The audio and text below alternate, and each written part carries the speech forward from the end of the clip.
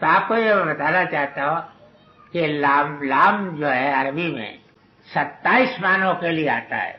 تبلیغ کے لیے اسی 27 معنوں کے لیے آتا ہے, اور بعضوں کا پیسے بھی زیادہ کے لیے آتا ہے, سمجھا. اور اس کا سب سے زیادہ مشہور معنی جو ہے دی بینیفٹ آف, فلاح کے بہبود کے لیے. للفقراء ہے, فقراء کے بہبود کے لیے, غربا کے بہبود کے لیے, یتاما کے بہبود کے لیے, یہ معنی آتے ہیں. سب سے زیادہ عام معروف معنی یہی ہے عربی میں, اور معنی جو ہے ان کے لیے تو آپ کو مثال تلاش کرنی پڑے گی, لیکن اس معنی کے لیے کسی مثال کی ضرورت نہیں ہے. لیکن ان کے علاوہ تبلیغ کر, اسی چکر میں ہمارا امیر المومنین ایک بار تو پھنس گیا, سمجھ گیا, تب اس کو اس سے نکالنے کے لیے بڑی جدوجہد کرنی پڑی, سمجھ گیا. تو یہ واقعہ ہے کہ اتنا کم علم, اتنا سڑا ہوا علم ہے, اتنا بوسیدہ علم ہے. خیال میں آپ کے کہ اتنے علم کے ساتھ مذہب کو آپ رسوا کر سکتے ہیں, لیکن مذہب کو کوئی عزت نہیں دے سکتے, سمجھ گا. یہ مکے کے مکانوں کے کرائے کے متعلق بھی مجھے کسی وقت سوال کیجیے گا تو میں بتاؤں گا. خیر میں اس وقت کتنی تقریر کروں, تو یہ بات یاد رکھیے کہ مکانوں کے کرایہ کا, زمین کا کرایہ جو ہے, زمین کا بتا میں نظر کتنی حدیث ہے پڑی. یہ آپ کو معلوم ہونا چاہیے کہ زمین خود سرمایہ بھی ہے اسلام کے تصور میں, سمجھ گیا.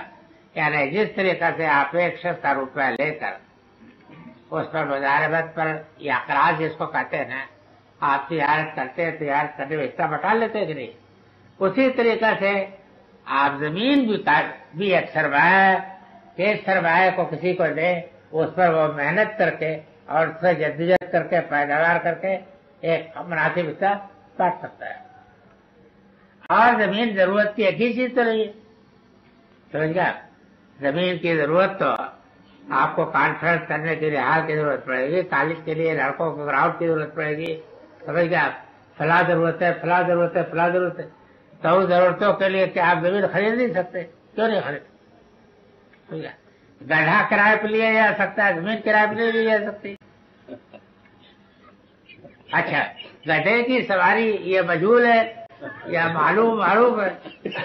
کتنی آپ سواری کریں گے, کس طریقے سے بیٹھیں گے, آپ کے لیے راحت کا ذریعہ ہوگی یا دکھ کا ذریعہ ہوگی؟ بہرحال اب اللہ تعالیٰ اگر ان لوگوں کو, کیونکہ یہ نیتیں فاسد ان لوگوں کی, اس وجہ سے رسوائی ہو رہی ہے. ورنہ واقع ہے کہ صحیح آدمی ہوتے تو یوں کام کرنا چاہیے تھا کہ بتا دیتے کہ یہ آپ کو گائیڈ لائن دی جاتی ہے, اس لائن کے مطابق آپ اسلامی قانون کو مدمن کریں, اور پھر اس کے بعد اس کو مرتب کر کے ان عدالتوں کو دیں. ورنہ یہ عدالتیں تو سب رسوا کر کے رکھ دیں گی. فرمایا کہ مسافر کے لیے اگر تم اللہ کے اوپر ایمان رکھتے ہو, یہ اوپر والی آیت تو شروع کا اشارہ ہے کہ وہاں غنیمتی کے وجہ سے بحث پیدا ہوئی تھی, تو فرمایا کہ اگر اللہ کے اوپر پکا سچا ایمان ہے تو پوری وفاداری کے ساتھ اس تقسیم کو کرو. یہ اس چکر میں نہ رہو کہ جو جتنا مال لوٹے وہ اس کا ہے. اب اس طریقے تقسیم ہوگا, اتنا سرکاری, اتنا بیت المال کا حصہ, اور وہ ان مصارف پہ صرف ہوگا. ان کے لیے آپ یتیموں کے لیے, مسکینوں کے لیے آپ جتنے بھی اجتماعی کام کر سکتے ہیں ان کے لیے اسکول, کالج, سرائے سب. فرمایا کہ وما انزلنا علی عبدنا یوم الفرقان, اور اگر تمہارا یقین ہے اس چیز پر جو ہم نے اپنے بندے پر اتاری ہے فرقان کے دن. فرقان سے مراد غزوہ بدر کے لڑائی ہے نا, اس لیے کہ اس کو فرقان تو قریشی نے بنا دیا تھا کہ اگر یہ جنگ جو جیت جائے گا ہم سمجھیں گے وہ حق پر, ہم جیت گئے تو ہم حق پر, تم جیت گئے تو حق پر. تو وہاں کیا چیز اتاری تھی؟ یہ اشارہ ہے خدا کی مدد, خدا کی نصرت, ملائکہ کے افواج, ملائکہ کی تائید. یعنی ان چیزوں کے اوپر اگر تمہارا یقین ہے کہ خدائی اصل مالک ہے, اسی کی مدد اصلی مدد ہے, اور وہی اصلی فتح دلانے والا ہے, اور اسی سے ہمیں سب کچھ ملتا ہے, اگر اس چیز پر تمہارا عقیدہ ہے تو تمہارا فرض ہے کہ تم اس کو مانو. واللہ علی کل شیء قدیر. یاد رکھو کہ اللہ ہر چیز کو پر قادر ہے. آپ کسی کام میں ذریعہ بنتے. اللہ بھی آتی عادت یہی ہے کہ وہ کریں گے سب کچھ آپ کے ذریعے آگے آپ چلو، لیکن مدد ان کی ہوتی ہے. سمجھ گیا؟ یہ بھی ان کی سنت نہیں ہے کہ آپ بیٹھے رہے گھر میں اور وہ آگے بڑھ کر دیں. یہ سنت نہیں ہے. سمجھ گیا؟ اور یہ بھی سنت نہیں ہے کہ اللہ تعالیٰ جو ہے جب آپ اٹھ کھڑے ہو تو پھر آپ کی مدد کرتا ہے. یہ نہیں، ضرور کرے گا. بارک اللہ لنا ولکم فی القرآن العظیم ونفعنی وإیاکم بالآیات والذکر الحکیم واستغفر اللہ ان اللہ غفور رحیم. صلی اللہ تعالی علیہ. سرمایہ اور زمین میں ایک بڑا فرق واضح ہے کہ سرمایہ پیدا کیا جاتا ہے مگر زمین ایک قدرتی تخلیق ہے، اسے پیدا نہیں کیا جاتا ہے. اسی لیے کیپٹل سے الگ معاشی اصطلاحات کے طور پر استعمال کیا جا رہا ہے. میں نے اسی چیز پر ضرب لگائی ہے، یہ اس میں خیال ظاہر کیا گیا.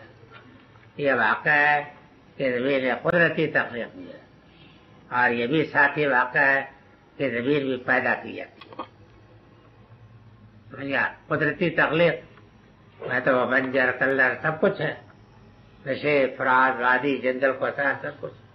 اور دوسری طرف یہ ہے کہ زمین جو ہے نافع نفع بخش مفید، یہ نہیں ہے کہ وہ قدرتی طور پر کچھ مفید نہیں ہے.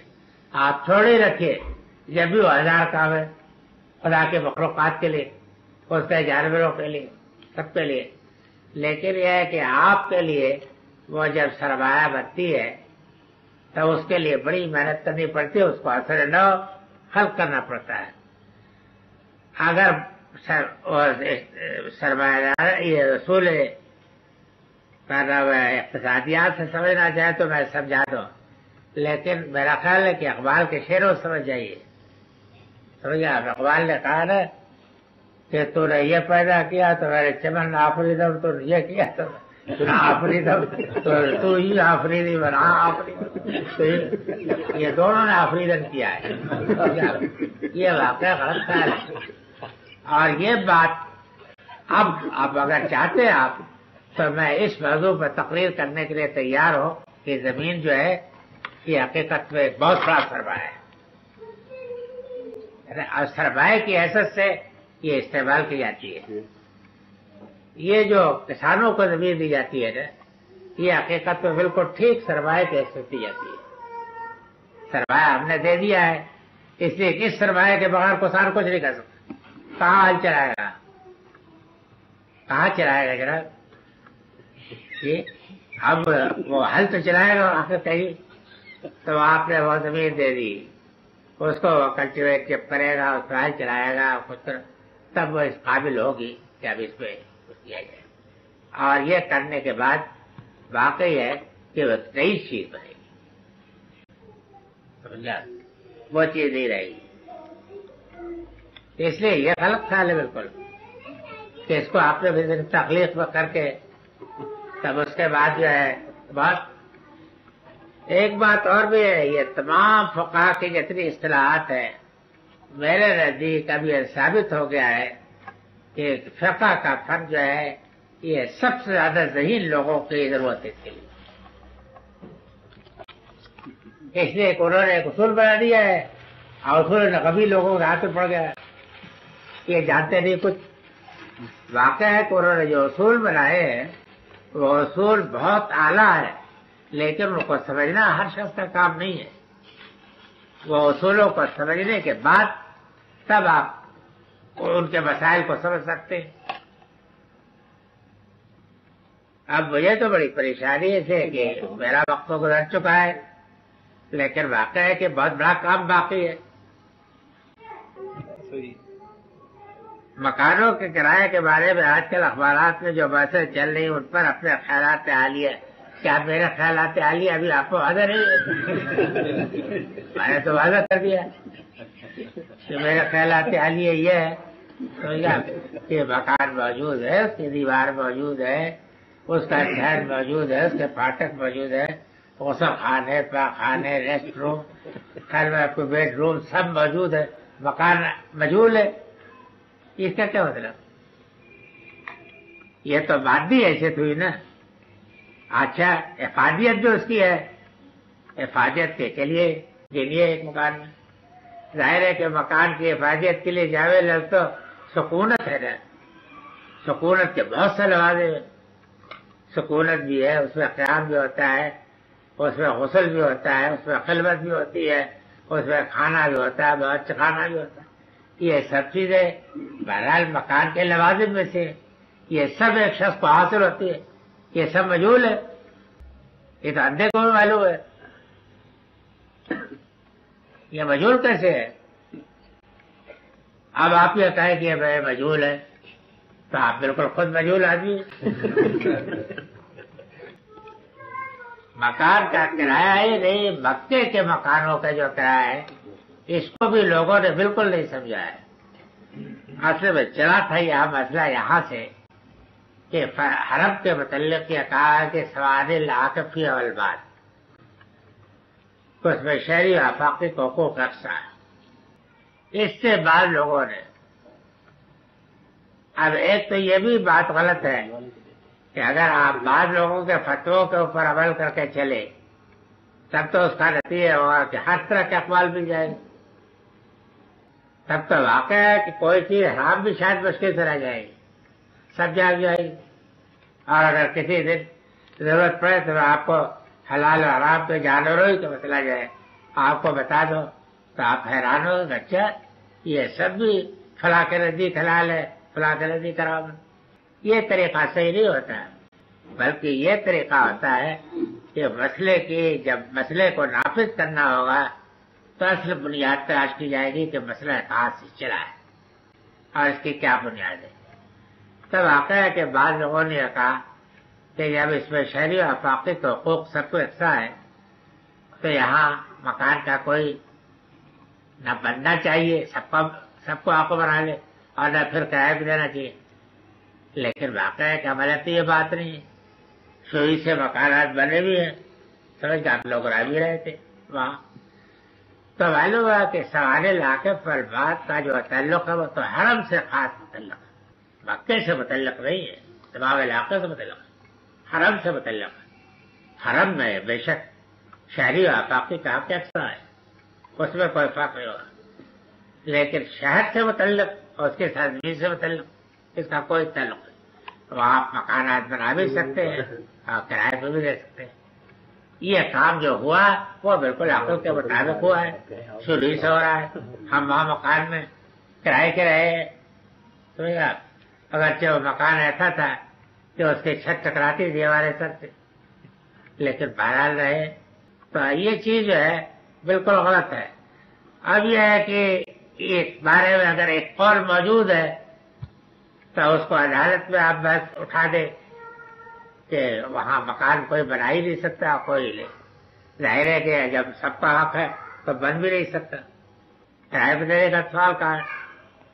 اور یہ کہ مکان کا کرایہ اس بنیاد پر اگر آپ کہیں کہ وہ بے مجہول ہے، یعنی مطلب یہ ہے کہ ہم تو روپیہ دیتے 300 500 تو ہزاروں کا معاملہ ہے، نقد آپ کی مٹھی گرم کرتے تھے. اور مکان مجہول ہے. مکان مجہول کیوں ہے؟ مکان تو موجود ہے، اس کے فوائد موجود ہے. باقی رہ گا کہ مسئلے کا جو حل ہے وہ الگ ایک چیز ہوتا ہے. مثلا یہ ہے کہ آپ اس میں مختلف چیزیں ہوتی ہیں جو طے کرنے کی ہوتی ہے کہ کیا کیا کام مالک مکان سے متعلق ہوں گے، کیا کیا مکان کے رہنے والے سے متعلق. یہ الگ مسائل ہے، وہ بھی بالکل عقلی طور پر طے ہوتے، کوئی الجھن نہیں. اللهم ارنا الحق حقا وارزقنا اتباعه وارنا الباطل باطلا وارزقنا اجتنابه.